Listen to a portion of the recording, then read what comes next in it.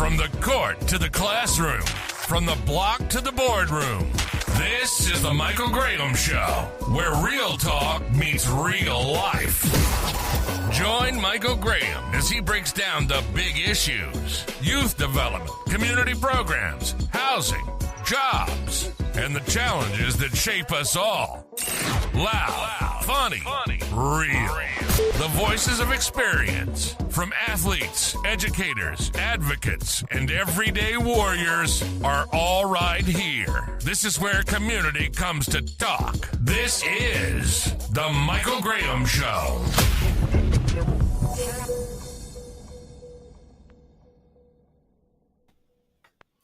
Hello, folks. Welcome from the court to the class. To the Michael Graham Show. My name is Michael Graham. Welcome tonight.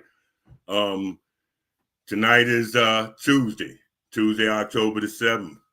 I'm going to bring my man on, which is my co-host and my partner in crime, and who's been keeping me out of trouble, Mr. Bobby P. Kinzer, the Washingtonian, the European man, and my big brother. Hey, Bobby. What's up, Michael? MGM Graham, how you doing, my brother? Man, I'm doing, man. Just busy with a lot of stuff, trying to do a lot of things, but I guess it's coming together, man. It's coming together. I'm telling you, I'm fired up like a man smoking a cigar at a gas station. I'm about to blow up, shorty. You got a good show today, man. We got some serious, great guests, man, and people need to know more about Yeah, they do. My family. Who is he, Bobby? Let everybody know who he is. Look, ladies and gentlemen, I got to tell you, this gentleman, I'm telling you, comes from down there in Richmond, Virginia. Yeah, that's the reason why they call it Richmond, because a bunch of rich men, not just in money, but in knowledge. Played at Georgetown University, played, I think, about 15 years basketball career. Ladies and gentlemen, welcome. Very own, the great and incomparable Milton Bell. How you doing, Bill? Coach, thank you guys so much for having me. Legend, Coach Michael Graham, Coach Robert, thank you guys for having me. I'm very honored to be here. And hey, man, Michael Graham, to us guys, I don't care who you are. You went to Georgetown because of Michael Graham, Patrick Ewing, John Thompson, and these people. So today, I'm truly honored. Thank you guys so much for having me. Not a problem, man. So what have you been up to, man? Because, I seen some. See, my career was short, but I seen some of y'all having fantastic careers overseas, man, and putting up numbers and meeting people and networking. See, I'm sort of late at doing this thing right now, so I'm getting a late start to it. But, you had quite a career overseas, man. Yes, sir, Legend. I'm honored that you would say those words about me. You and I'm sure you will agree. Coach Robert, as well played basketball. Some things God are in control of. When you're young people and you're trying to live a dream, you and I possibly can't take credit for the success we've had in life because right. God clearly put us in a position to succeed. And hey, man, you don't get to be Michael Graham just because you want to. It's God. I'm sure you will agree. Nothing but God. Yes, sir. But let me tell you, Mel, being one that played overseas, and which a lot of people haven't, that is nothing but God. Because I'm telling you, to be in a country, a total different culture, a total different language, a total different rules and regulations, man, and to be able to make it back first in one piece and sane is nothing but God. Yes, sir, Coach. You hit it right on the head. Unfortunately, I'm coming to learn as an older man that sometimes us as Americans or as African Americans, we are misunderstood. I think some people would say it's supposed to be like that because people around the world are programmed to misunderstand our culture and us as people. And so when you are the size that we are, people are normally, I'm afraid of you. And so you said something that really resonated with me. I was just having a conversation to be able to make it back home sane and in one piece.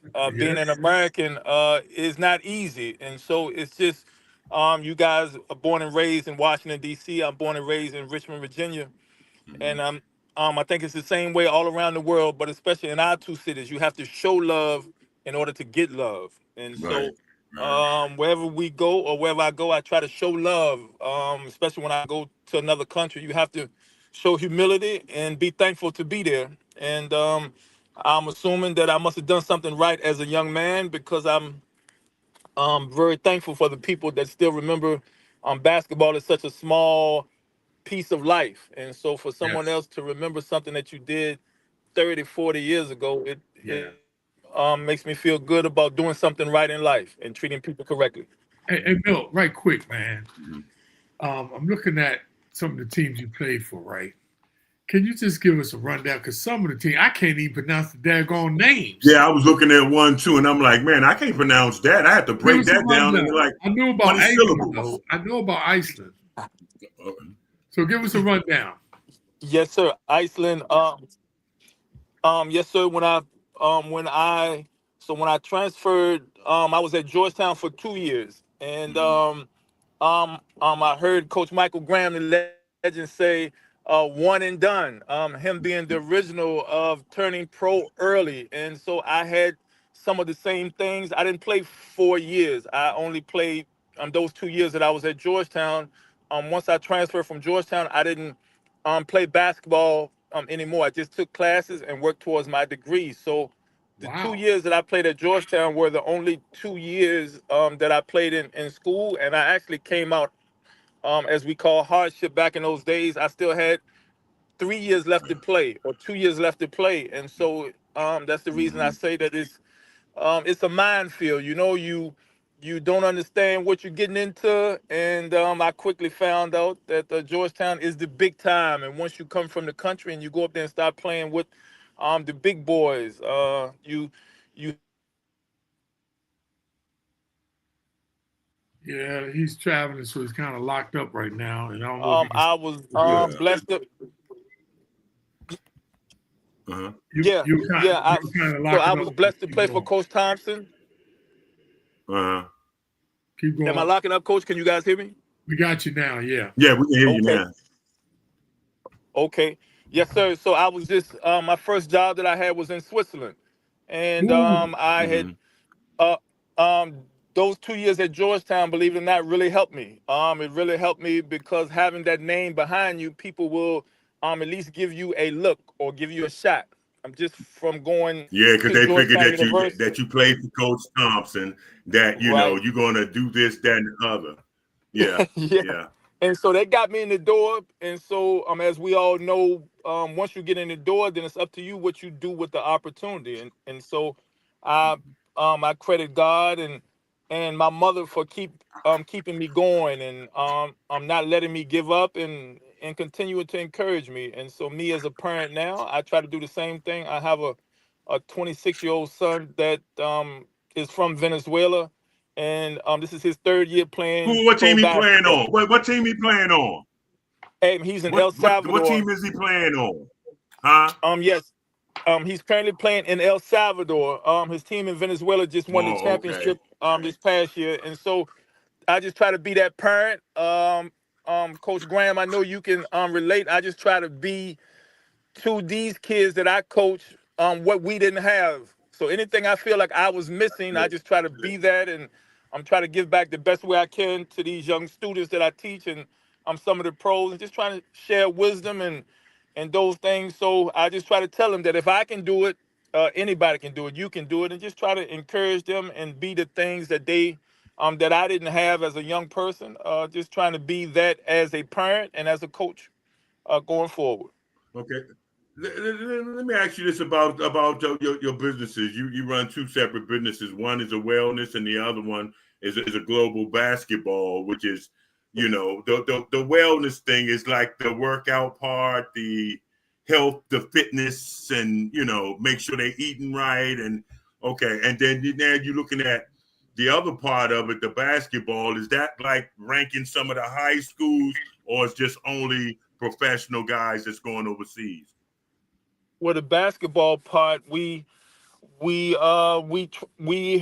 have students from 10 years old that I have my own AAU team that we teach basketball to the kids who are 10 years old, and we try to turn them into pros. So we're trying to turn the 10-year-olds into our pro clients, and just I'm trying to help those in between these young men going from middle school to high school to college, and then hopefully to the pros. We try to use the Milton Bell Global Basketball. We also have the Milton Bell Global Media, which we use to promote our Okay. pro clients. It kind of gives us the platform to promote our clients the way we want to. And so that's what we were saying about the podcasting world or the podcasting lane. It gives you a chance to put your own opinion out. And that's what we try to do with our pro Right. clients. We Exactly. try to paint the picture with the podcasting and the media, trying to paint the picture of our clients that we want our pro teams to see. Because once again, unfortunately, sometimes the African American male is painted and portrayed as a drug dealer, pimp, gangster, and all of our young men, we are student athletes. We are none of those things. So if I want something painted and I want my men to be painted the correct way, it's up to me to be able to do those things. And so with the wellness part, that's just something that we use. I was able to play until I was 40 years old. I'm a Rastafarian. I don't eat red meat and a lot of other things that I No, have. wait, you can't go out. Yeah, hey, look, you can't go out with me and eat, Dan. You can't go out with me and eat. Cause I'm gonna have the ribs, and I'm gonna have the chicken, I'm gonna have big old steaks, and yeah, I'm gonna put it down. But let me introduce somebody, another person that played with you on Yes, that sir. Georgetown team, man. He was a former NBA player with the Houston Rockets. He was a #1 draft pick after leaving Georgetown and working hard in Oklahoma. He played alongside with another friend of mine, Richard Dumas, who played at with the Phoenix Suns. But I knew this guy ever since he was in high school, and we used to battle out in the gym in Maryland. And man, that guy was one tough cookie. My main man, JT, John Turner. What's up, baby boy? What's the word, man? What's the I'm word, the man? How y'all legend, So, doing, John man? John Turner, the Turner, legend, the legend, John Turner, big dog. Now, if anybody want to ask questions, we on YouTube, all of Facebook, X, ND, we on everything. LinkedIn. Ask a question, man. We here. so So what's been John, happening with JT? since you're just coming on, John, tell us what you've been up to. Man, just maintaining, man. Assistant coach at Allegheny Community College. I'm out here actually down by your way, man. Down by the University of Richmond, man. Yep. Well, I'm sorry. University of Virginia. I'm sorry, down here in Charlottesville. Charlottesville, Oh Virginia, yeah. man. Yep. Yes, sir. Yes, Yeah. sir. So yeah, man. So we trying to recruit this little player, man. He's about 6'10", a big guy, man. Got some, pretty nice and everything, man. So that's what I'm doing, man. And then also started my own this that was popping up. Start my own security business as well, man. So that's all I've been doing, man. That's it. That's good, man. That's good. That's So- all well so- and good, man. so- That's all positive, man. But Absolutely. it's glad to have y'all on here, man, because what I try to do, I try to get the guys who played back in the days that people don't know about. They talk about this film in the water and all that. But, and all these good players that's coming out of Maryland, I mean, not taking no credit away from them, but you forgot the guys who paved the way. Like, some of you all, Adrian Dantley, a lot of guys they forgot. Wittenberg. I'm like, wow. Yeah, That's my how you guy. just going to go to Kevin Durant, which is a hell of a player, and a couple of other guys that went to DeMatha and figured that, they put this thing together. Nah, man, the wheel ain't broke, so ain't no need of them trying to fix it. Yeah, well, and John, I'm from DC. I went to Wilson High School, went to Penn State, and played overseas for 5 years. I'm a DC guy. But this is a question I have for the three of you, and I'll start with Milt, then we go to John. And Mike, Okay. if you want to answer this question, we're going to give you the option. Okay. Milton, inquiring minds want to know the real deal. what was it like playing for Coach Thompson? Oh man, it was for a country boy like me. Like you said, the legend Michael Graham and the legend John Turner, they from up top. So I'm a country boy. I'm from Richmond, and so everything for me as a black man growing up, my mother was a huge fan of John Thompson. So Mine too. I didn't have a choice in the matter. If we Me want to too. keep it a band, I really wanted to go to St. John's, but when I went to my visit and I called my mother and said, "Hey, this is where I want to go," first thing she told me was get my black behind on the plane and come on back home quick, because she had already made up her mind where I was going to school. And so that was the end of that, Coach Rob. But for me, it was a dream come true. I finally had a chance to meet the man that I had seen on TV, and had a chance to learn from him, and had a chance to meet my brothers in arms, as I call them, Michael Graham, John Turn, Alonzo Mourning, Matumbo, these guys. So we all been to war together. And so for me personally, it was a dream come true to have a chance to learn from someone so established that has seen so much of the world. And for the time that I was there, I'm very appreciative for everything that God blessed me to learn during my time there at Georgetown. Okay. That was all right there, Bill. That was all right. I like that, Bill. That was all right. That was all right. Hey, That was John, pretty clean there, politically wasn't it? correct. Politically That was correct. Yeah. correct. Well, politically correct. well, like you said, like Milton said, man, actually I supposed to went to Maryland, but because I had good ties with Len Bias, because Lenny went to Northwestern, I went to Eleanor Roosevelt, so we both went to Maryland schools, and I had a good ties with Lenny. Lenny was a good friend of mine. Rest in peace, Len Bias. So I really wanted to go to Maryland, and I like lefty style. I like to play. I like the NCAA. You know what I'm saying? So that was a second option at Georgetown. But I'm glad I did go, because I met some good people like Milton Bell. I'm real, rest in peace to Kimbe Mutombo. That was my first roommate when I got up there. Wow. And of course, Alonzo, that's my main man. Everybody know the story about me and him. That's my boy. So to that point, I'm glad I went. But then I was glad I left when he put me out. That was the best thing that ever happened to me. You know what I'm saying? And that's my political correct. Because by me leaving Georgetown is how I got to the NBA.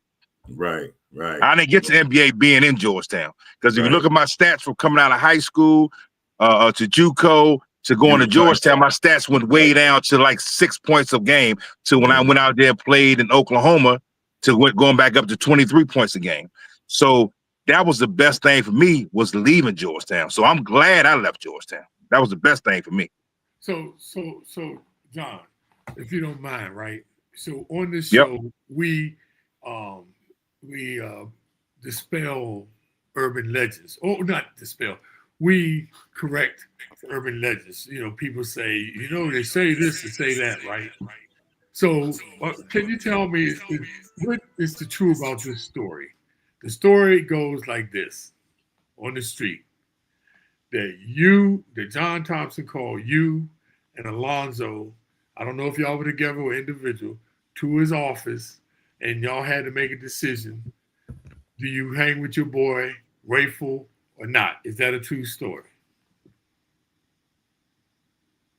Can y'all hear me? You were kind of frozen. Okay, you're back. You were frozen for a minute. Yeah. So say it again. I'm sorry. Okay, the story goes, they said that John Thompson brought you and Alonzo, I don't know if y'all were together or one by one, and told y'all you had to make a decision between Georgetown or hanging with your friend Rayful Evans. Mm-hmm. Is that true story? That wasn't a true story. I mean, people put stuff in books to sell. Yes. Yeah. Like I tell people all the time, me and Mike had a conversation about this. Lonzo came in for a visit. I was already at Georgetown. Me and Dikembe, we had came up 1 year, set out for 1 year. Mm-hmm. And because I left JUCO, and John wanted me to at least play 3 years. Mm-hmm. And Charles Smith was our senior, so Charles Smith should have took Alonzo Mourning out. Alonzo was the number 1 player in the country coming out of school in Virginia, right? So John Thompson, I know I'm gonna have me a good time, whatever I'm doing. So instead of having Smitty he knew what he was getting into. Yeah. He knew what he was getting into. Smitty. I mean, it ain't like he didn't know the history of us. Right. So instead of having Charles Smith take Alonzo out, he called me to the office and say, I need you to make sure Alonzo have a good time. We need Alonzo Mourning to come to Georgetown. So me and Alonzo, we went out and had a great time. Next thing you know, Alonzo signed with Georgetown. That's the, that's right. The moral of the story. Yeah. Yep. Right. But he didn't make a choice of staying with the team and he can't. He ain't make John Thompson ain't never did nothing like that, man. Like I said again, the Thompsons, whatever could benefit them, they want to make themselves look good. You know what I'm saying? That's just the Thompsons. That's me. I have no problem. Whatever they can make themselves look good, they're gonna do it. But that's their thing, but not yours.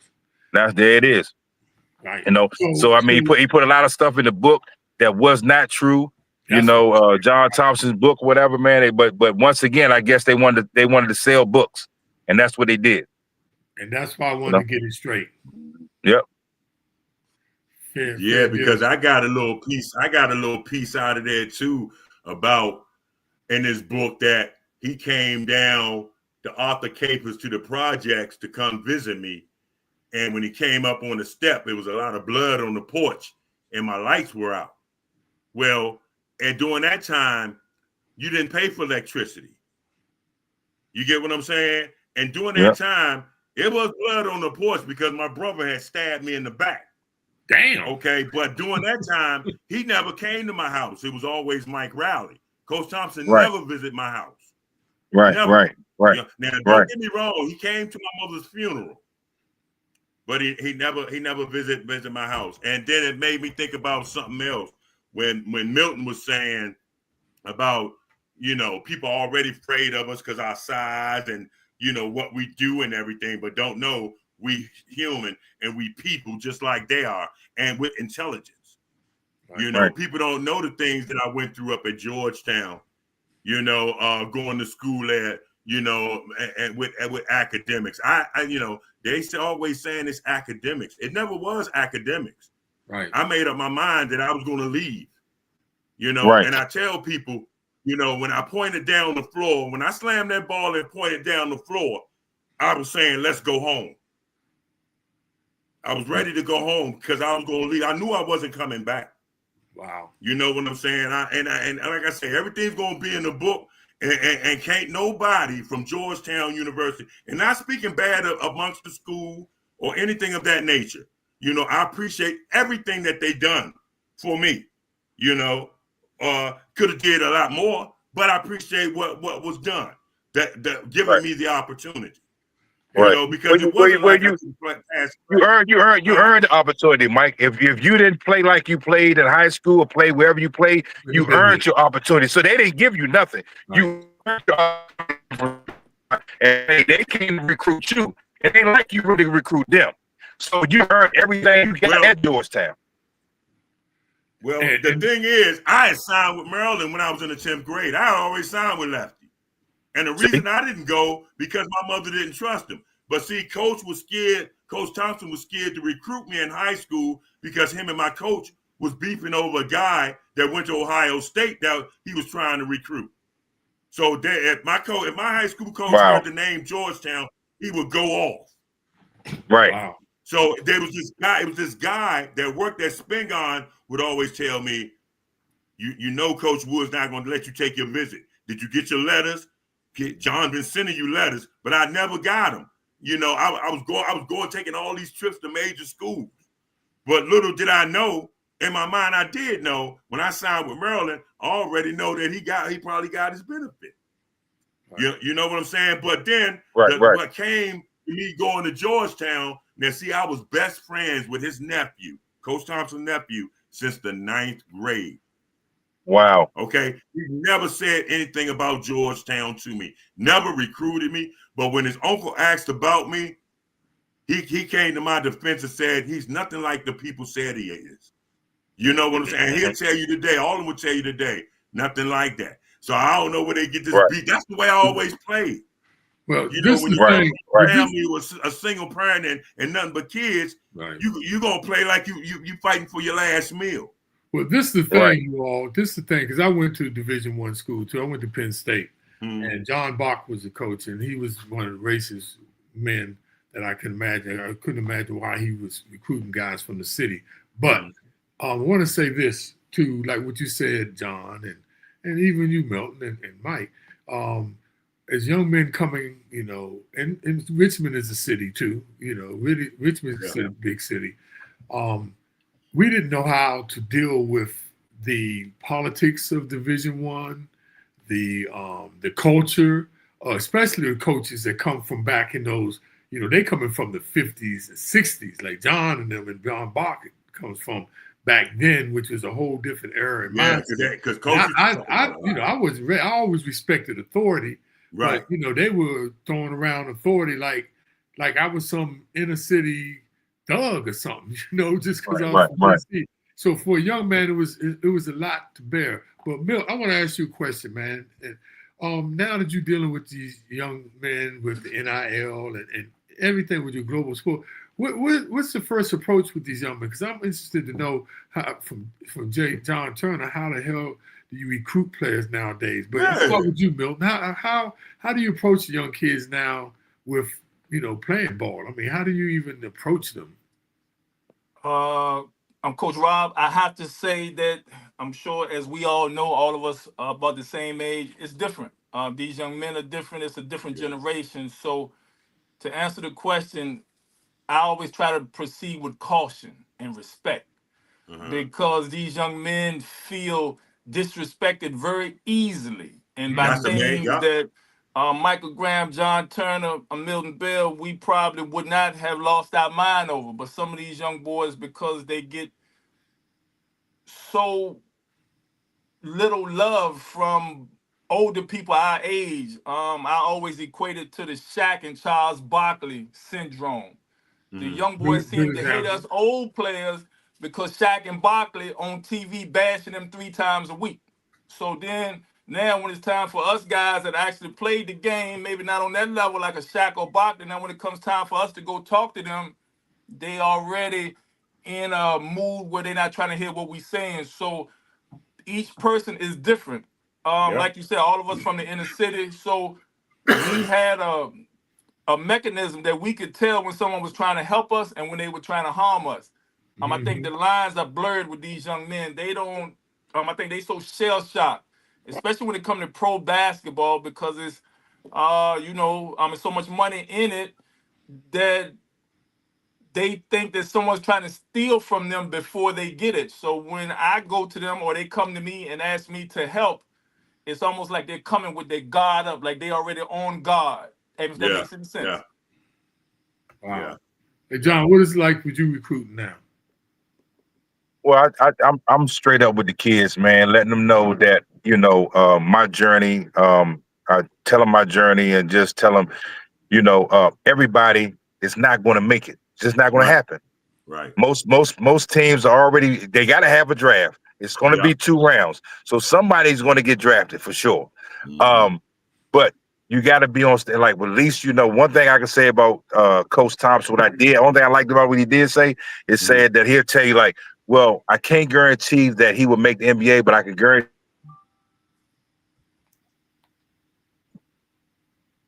I'm sorry, y'all, to pop up. That he won't make the NBA, but I can guarantee he have a Georgetown education because he was big keen about going to summer school. He wanted to make sure that you graduate on time. So on that part, that was good on Coach Thompson's part. You know what I'm saying? And that part he was good on. And that, so I did take a page out of his book on that and use that because everybody not going to make the NBA. They're just not. You know, and that's just being real. Hopefully you get a job overseas. You know what I'm saying? It just what's going to happen. Everybody's dream is to make a professional NBA or professional football or baseball. That's a dream. You know what I'm saying? But it's just not going to happen. So when you tell these kids that, sometimes they receive it well, sometimes they still want to follow their dream. And not saying don't follow your dream, but still be proactive and have something in the background that you could do secondary because we don't know. We just don't know. Yeah, you're right.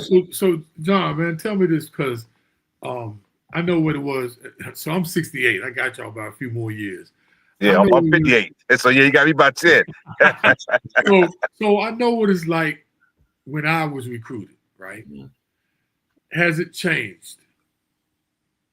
Yeah, because like I said again, with the NIL, kids now getting money. I would love to get money back when I was playing, you know what I'm saying? So that'd been a good thing for all of us to have a little bit extra money. Right. So with the kids that's out there, just like the females now, that girl Juju Watts, man, she amazing to me, man. I like watching that girl play, man. Yeah. At first I didn't really like watching girl basketball too much, but now I watch it all the time. Yeah, man. Then I can see your daughter trying to do it. So then you look at Juju, and then look at Angel Reese, and you look at Kaden Clark. I mean, I'm like, wow, this girl basketball is really taking off from So I do like watching that now. I'm trying to do. I have my daughter just turned 11. She's 5'10". She's 5'10". Wow! You understand? She plays volleyball. I'm grooming her. I have no choice. There you go. There you go. Yeah, I got to. So this is the thing, though, right? So when I was coming up, and like you said, Turner, the underlying thing for my people, because not too many of my people that went to school. My mother did. My mother dropped out of junior high. My father dropped out of high school. Right. But the thing was, get a degree, like you said. But now with the NIL and players can stay, and I've been seeing the statistics. Players are staying 5, 6, 7 years in school and not getting a degree. And that's a little bit different because, like I said, when we're coming, at least get your degree, and I think that's still, well, I don't know, that's losing. How do y'all feel about that? I mean, the degree versus it's changed a lot because now you got these kids that they want to know what can you do for them because they want that bag. Right, and their parents, man, they even worse than that. And and I'm trying to get my ex-wife to stop being that way towards my daughter. Let it flow. Don't force things on her. Now, as far as the education, and she's very strong with it with that, which, I keep hands off with that because she's good at it. But as far as everything else, let her grow up. You know what I'm saying? But, also tell her the do's and don'ts and what we expect of her. Make her hold her accountable for the things that she's going to do. Yeah. Accountability is big. Yeah. Yes, indeed. So and like I said again, these kids are growing so rapidly, man, and the sports is getting so. And then it ain't the same either. Like when Mike and Milk played and you played, I mean, it's getting a little bit soft now. You can't touch players no more. Right. Now everything is you got. I never heard it till it came out. A flagrant 1, a flagrant 2. I'm like, come on, now what we doing?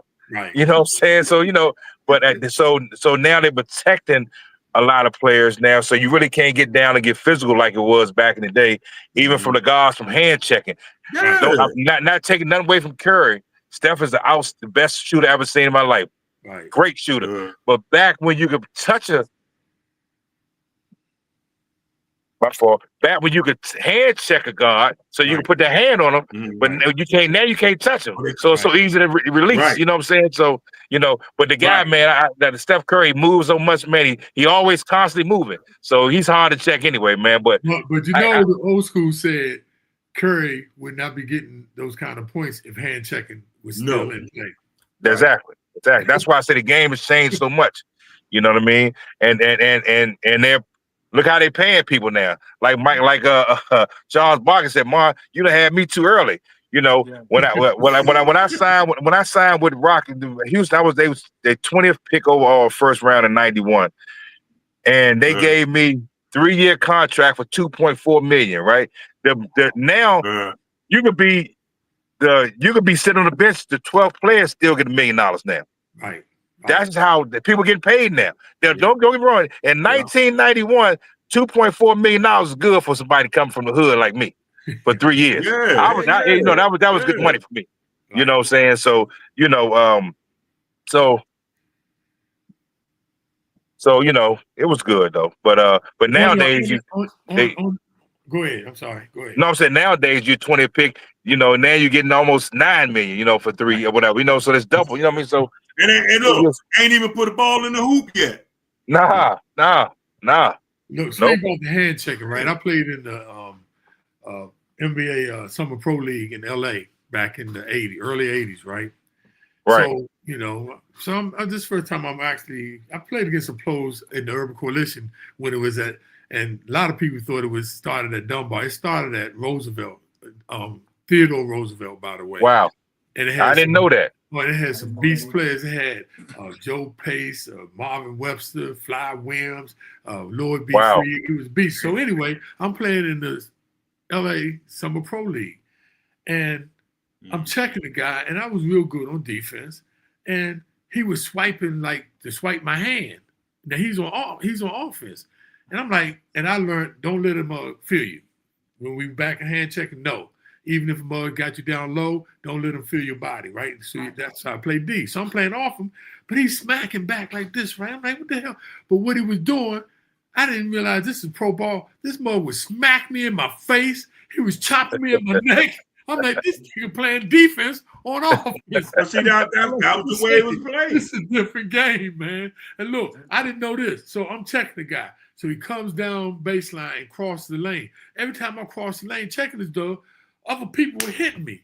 And when I found out, that was a rule. Don't let nobody cross the lane without putting a body in. But like you said, John, man, now guys dribble down the middle. I've never seen so many people dribble straight to the middle and nobody touch them. Nobody touched. Nobody touch it because man, shit. Let him come down the middle. He come down the middle. Man, shit. They gonna put him on R. Yes, sir. I got a question for the have legends. to. I got a question for real. To me, I'm sitting here, and because I'm 55 and I don't play anymore, but I watch this big three all the time. I would love to know what two legendary big men like Michael Graham and John Turner, if Steph Curry came through that lane, would y'all blast him? Would y'all not use at least 2 fouls on him? I'm talking about just straight blasting him because these people cut through the lane. I'm John Turner. We would get cursed out. You can't let nobody cross your face like that. I would love to know what y'all think about the, just asking a question because I got y'all legends on here, so I just want to know what would you do to him? Let me tell you something. I ain't care if it was a guard or a big man coming through there.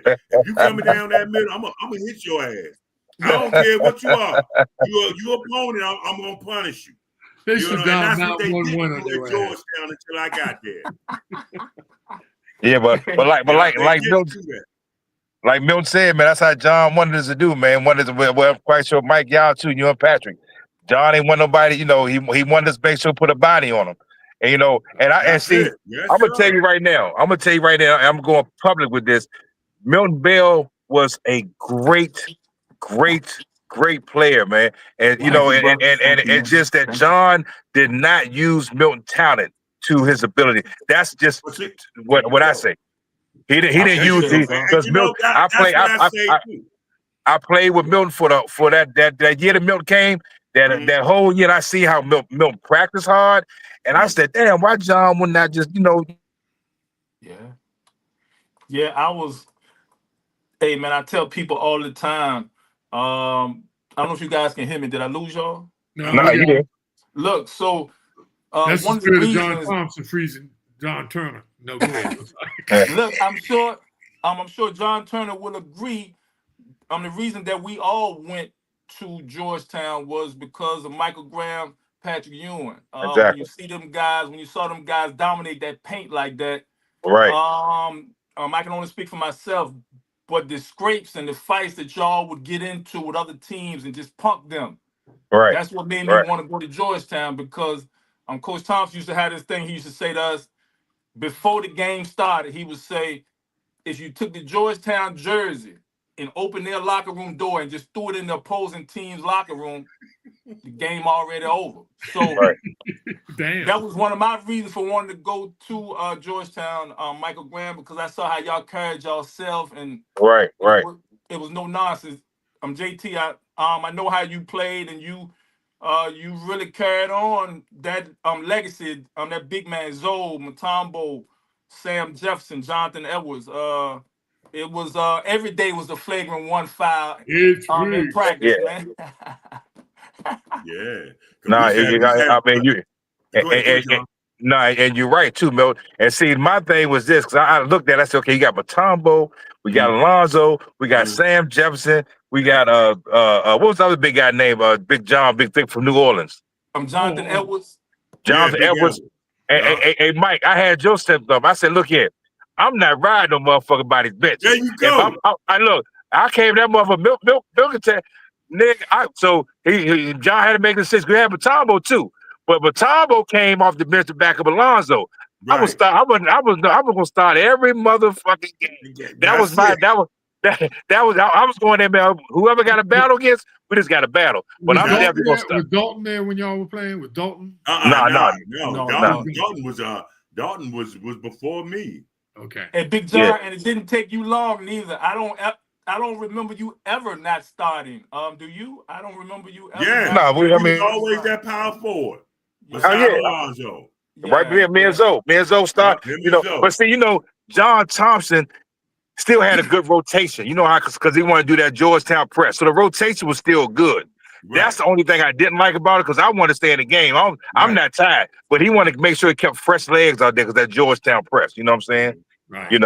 But still, but once again, once I got to Georgetown, averaging from coming out of Allegheny from high school, 23 points and 6 points.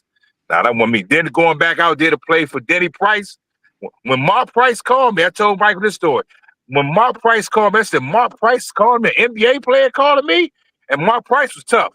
That was a tough point guard in Cleveland. Right. Yes.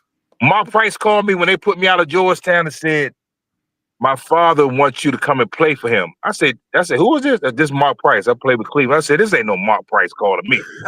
So so he called me and said, nah, give my dad a call. My dad is Denny Price. And I went out there in Oklahoma and played for Denny Price. Denny Price like, man, look, I don't know what John Thompson, the way you play. And so Denny Price had me and Richard Dumas. Me and Richard Dumas up there. That's my dog. That's a crazy squad right there. God. Yeah, John, tell me this, man. When I finished playing ball, I was working for the FDIC, and we closed 3 banks in Oklahoma. How the hell did you make it in Oklahoma? Man, because I was up there in Enid, Oklahoma. You know what I'm saying? In Enid. I know. So I'm pretty up in the country part. So Oklahoma was like maybe we used to always hang out in Oklahoma, like it's about a 30-minute drive from Enid. Right. Wow. You know what I'm saying? So we still, it's a nice old little country, but it was good for me because in the city, I used to like to hang out. When I'm up in the country, then I can stay focused. Because I'm up in the country, I was focused. You know what I'm saying? So I went up to basketball and weights and that, so. But you know what they say, once you cross Mason-Dixon line, ain't nothing there but steers and queers, man. Yeah. And then when they brought my man Richard Dumas over there, man, me and Richard, man, I was another jumper brother. That boy can go. Yeah. Richard Dumas, man. Yeah. Wow. So tell me some of the so who you think some of the best players that you played against, if you could like pick 5. Well, the best player that I played with was Akeem Olajuwon. Mm-hmm. Akeem Olajuwon showed me so much when I got to Houston. That's a real he from a person like him at the level that he was already at when I got there, he still took time to show me different stuff on the offense and how to work as a big man, how to use your body, that he didn't have to do that. And he did it. You know what I'm saying? So he'd say, come like 30 minutes early. I come 30 minutes early. He'd say, stay 30 minutes late with me. I stayed 30 minutes. So Olajuwon, man, was a teacher. So, I mean, that guy really helped me when I got there, and to me, that's just one of the biggest guys. And then for his size, man, Olajuwon really wasn't number 6'10", but played like he was 7'3". Yes. Yeah. And his footwork was amazing. Man, the way he made David Robinson look, God. Man, the dream was the truth, brother. So that for me, that's the best player that I ever played with. Or, just because when you see it out of 80-some games and you see it at practice every day, you're like, wow, man, look, I'm really out here with Akeem, man. And just see how when they put me on him, because they knew Patrick was going to foul out. I would have fouled out too, but wasn't nothing I could do with him. I'm gonna be honest. Right. Be honest, man. Yeah, Dream was a bad boy, like man. that. He's really And like, I don't know when and he's for a big guy. Right. That's the quickest big guy I ever played against. And when they have this GOAT talk, they don't even mention Akeem. And I'm telling you, if there was just a conversation about the GOAT, he should be least in the conversation. I'm telling you, man. Far as a big guy, even Jordan came out and said it, man. He said, man, it's Akeem Olajuwon is just no big guy that can play like him. And then when George said, they said, what would be your top 5 players do you want to play with? He said Olajuwon, of course, Scottie Pippen. Who else he said? He said Scottie Pippen, Olajuwon, Magic. Said some I saw that too. I just saw that too. Yeah. He had Olajuwon, so Magic, Scottie, him. Who was the 5th person though, John? Who was the 5th person? Was it Larry Bird or something like that? No. He say Bird. No, somebody. Damn, John. I just saw that too. Just came on. Yeah, they asked Jordan who were the best players. He said Magic, him, Scottie, Olajuwon. You didn't say Isaiah? Oh, that's a good one. But who logically would it be though? Who would logically he would? Well, they used to be good friends with Barkley, so I don't know if it was Barkley, but I mean after that crazy ass team. No, it wasn't Barkley. I forgot what he said, but I know them 4 right there was sure. Right. Yeah. So but yeah, man, and other people was cool too. Like Kenny Smith was real. He was real down to earth. My other main man was Vernon Maxwell, but Vernon was my club guy because Vernon Maxwell loved to hang out in the club. You want to go to the club? Vernon know all the spots. Saying so. Vernon Bad Max was my man too. So it was. Akeem slapped the shit out of him. That's what yeah. Put the paws on him. He put that crusty hand in me. He sounded like a wild boy. So at that Houston team, was Sam Cassell there? No, Sam. Sam came to the crazy part is, as soon as I leave, they win a motherfucking championship back to back. Was Lloyd there? Lewis Lloyd? No, what's the guy's name? The bald head guy. Nah, he wasn't there. Robert Reed wasn't there. Okay. No, we had Sampson wasn't there, was he? No, Ralph wasn't there. We had what's his name was there, but Sleepy. I played 1 year with Sleepy. Okay, Sleepy. Okay. Oh, yeah. Sleepy was there. Avery Johnson, Vernon Maxwell, Kenny Smith, Otis Thorpe, Buck Johnson, Tree Rollins, Tree was still playing. Tree was there. Yeah. What's the white boy named Matt? I forgot Matt's name. He was a good. We had I forgot Matt's name, but yeah, we Larry Smith, Mr. Mean. Yeah. Yep. Yeah, I remember him. Him. Yeah, man. So Milton, man, who's on your best list players of all time list? 5. You pick 5. Who would you got? Okay. I want to apologize. My phone just died on me. I thought it was. I'm all plugged up here, but it still went out on me. But I'm back. I jumped right back in. I apologize for that. Man, that's a tough one. Top 5. Okay. All right. I'm gonna go off the top. I'm going Wilt Chamberlain at the center. Without a doubt. Wilt Chamberlain at the center. No, sorry. Shaquille O'Neal at the center. Wilt Chamberlain at the power. Okay. Kareem Abdul-Jabbar at the small. Dang. I'm going with Michael Jordan. Okay, this 5th was key. Magic Johnson. Johnson. Now that's a hell of a front line. I ain't never heard nobody say that before. Yeah. He had the big boys. Yeah, you're right. and that would work. That would actually work, believe it or not. Well, but you got belong to us. But you got to realize too, though, Mil, you heard even Shaq came out and said it, man. Said, man, hey, I never got done because Akeem tore Shaq up too. Everybody, big man, he tore Patrick up. He tore Shaquille O'Neal up. It wasn't no big man that could check that guy, man. Right. At all. Now, far as yes, he had to come back and Shaq was more powerful, but yeah, man, that was King was just Ah, it's enough. Can't talk about a dream, man. It just Hey, John, tell me this right quick, man. Your stint in Europe, how was that? I mean, where was the best place that you like to play that you played in? Because it looked like you played in several places. well, I played in Spain for 1 year, Okay. Mm-hmm. and after that, I played 9 years in Italy. Wow. That was back then. That was the top. Yeah. League. So I love Italy. Italy was a outstanding country, man. They took care of you. You know what I'm saying? Where in Italy? I played in Rome. I played in Siena. I won a championship in Naples down south. Yes. You know what I'm saying? So there was my Rome, Naples, Siena. So them was the 3 places that I was at for 9 years. Wow. I just came back last month from Naples, Florence, Venice, Rome, Milan, and Switzerland. Wow. There you go. The food there, and the people, the way they treated you, man, to play ball there, that had to be creme de la creme. You know, like I tell people, that Europe ball, man, which Milk is contesting, Mike too, is just, they take care of you over there, man. The only thing I had to pay for over there was my phone bill and my gas. They give you a car. They give you a car. They give you a place to live. You ain't got to pay no light bill, none of that stuff. You know what I'm saying? You're just playing ball. Yeah. So, I mean, Europe is outstanding, man. I loved it over Europe. Yeah.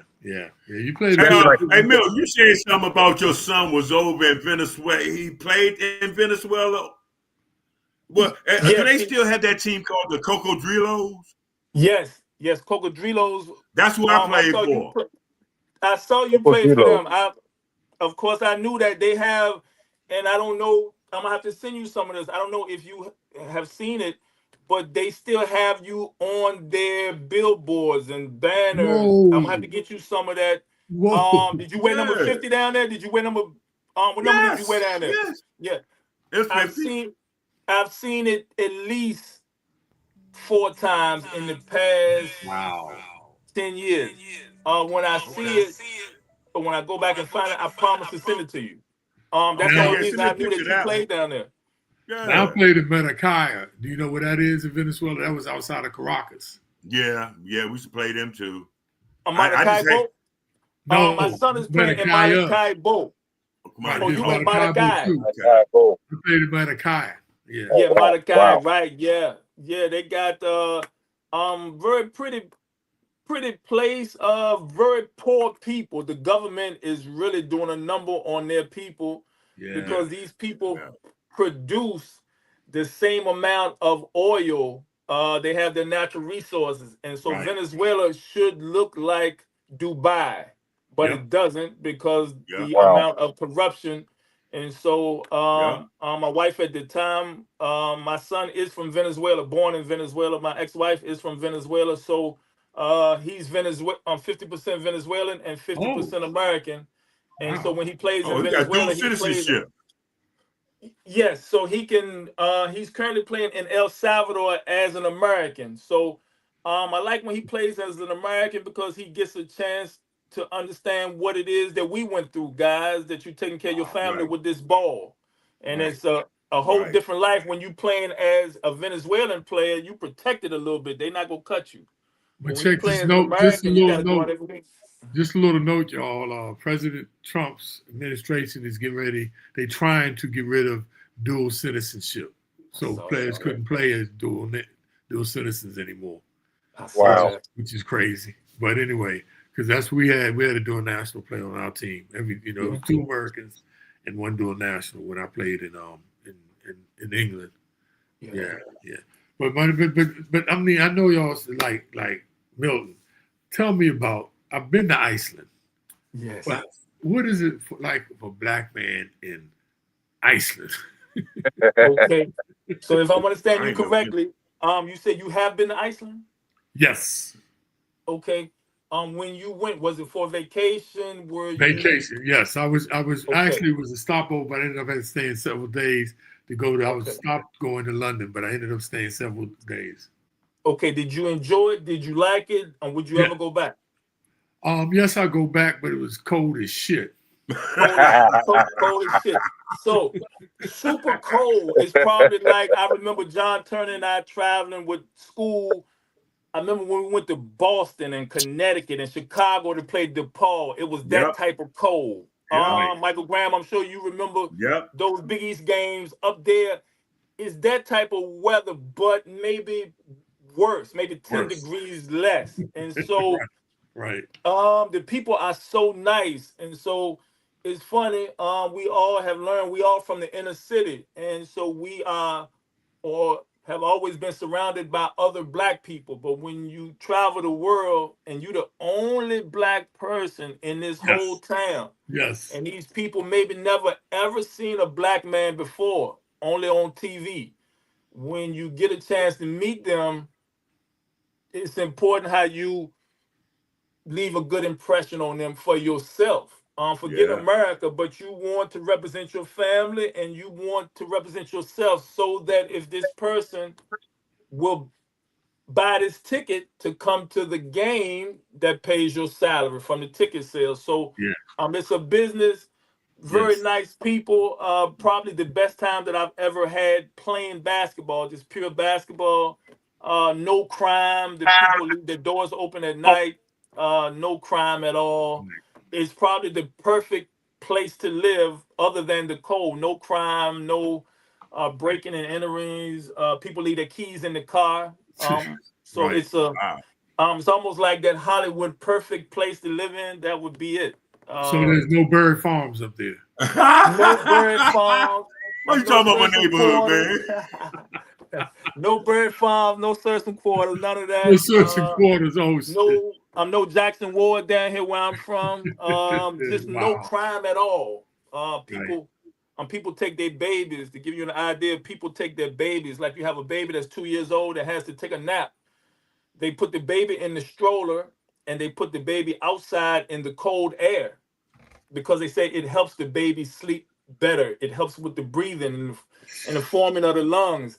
And when you come home from practice at 12 noon, you see 6 or 7 baby strollers all lined up in front of the door. No mother out there watching them at all. Nobody watching. That's some white people. Wow. It is. Anglo-Saxon stuff, man. It is. They would never do that.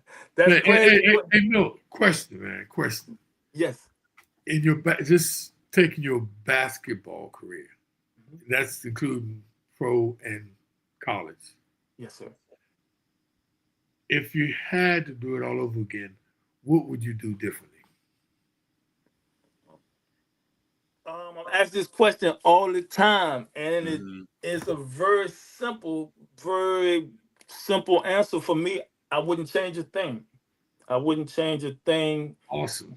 Because you know how, I'm sure we all seen that Back to the Future movie, right? So when you go back in future and you change one detail, then that means that movie becomes different. So I've been through some situations and seen some things in my lifetime that I'm fortunate to have seen. And like you said, when we first started out, fortunate to make it through and to make it back to the United States, but they were teaching moments. And so I don't think I would be here today and have the knowledge that I have if I had, or if God had planned it any other way for me. So I wouldn't change a thing. I'd take it how it comes, because I'm responsible for it. I'm responsible. I hear you. That's good. Hey, John, the question that was posed to you, I know you're struggling there. I hope you can hear me. The question was, taking your whole basketball career, just your past career in college, pros, and everything, if you had to do it all over again, what would you do different? Did you hear me, John? You talking to me? I'm sorry. Yeah. If you had to do your basketball career over, okay, go ahead. That was a great question, though. It's funny, Coach Rob. But that's a great answer, though, Bill. Hey, because people ask me that. I'm not gonna say every day, but in my lifetime, people ask me that, and I give the same answer because, I guess God had a plan for me as he has a plan for everyone. And so, especially coming from where we come from, seeing the things we've seen, we lucky to be here today. And so Mm-hmm. I wouldn't change it up. I take the same ingredients. I wouldn't change a thing because that could mean something bad. If that makes any sense, you bake the Okay. cake and you live with how it come out. Um, I'm not a huge baker, but I just believe in what God has blessed me with, and thankful for that. So Uh, are you married? yes, yeah, yes, How I've been long married for you been 18 married? years. I've been married for Eight? 18 years, and my wife, for me, she's been a huge part of my growth. And so for me to change from a basketball player to basketball coach, and my son from Venezuela, he came to school here in the United States at 15, and he came to live with us here, and so full time. And so he went to school in Florida.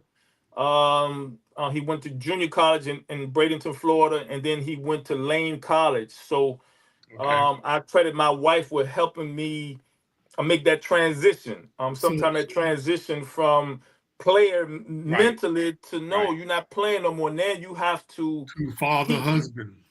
father, But husband, but now you have to teach kids how to right. do what you do. And So sometimes, Bill, check this out. So our show, we cover the whole gamut from A to double A, right? okay, Because we just okay, don't talk basketball, right? So okay. for the young guys that's coming up and the ones that are still trying to make it, Mm-hmm. tell me something about marriage, man. What's the good thing about marriage? Do you have anything good to say about what is the big thing about marriage? Damn, he froze up. Damn, I must have had a hell of a question, Mike. God damn. He froze up. you a hell of a you a hell of an interviewer.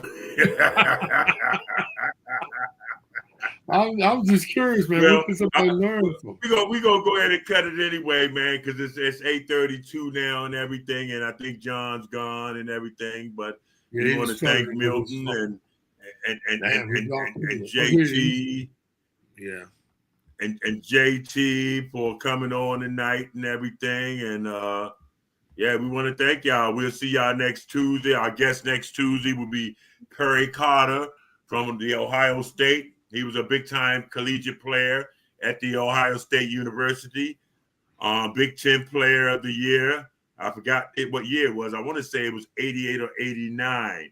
Also, we're going to have a former University of Connecticut player, Philip Gamble. We're going to have a coach from the D.C. area who I grew up as my coach in middle school, and a lot of other guys that's from Washington, D.C. Jay Shorter. We're going to have him on. Jay, So yeah. You remember Jay? Yeah, sure do. No question. Yeah.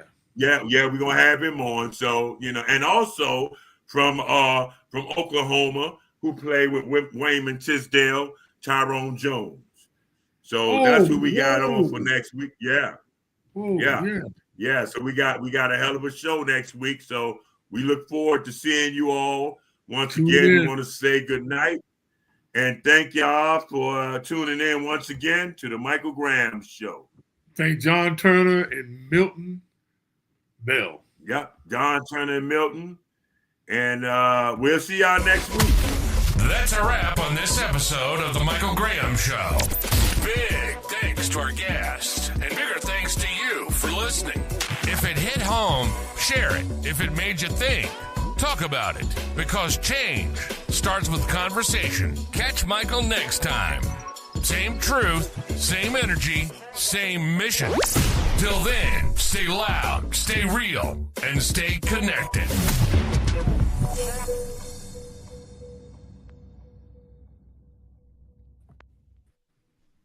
I thought it was a good show, Mike. That's a wrap on this. What was I that? thought it was a good show. What do you think? Yeah. I thought it was a good show.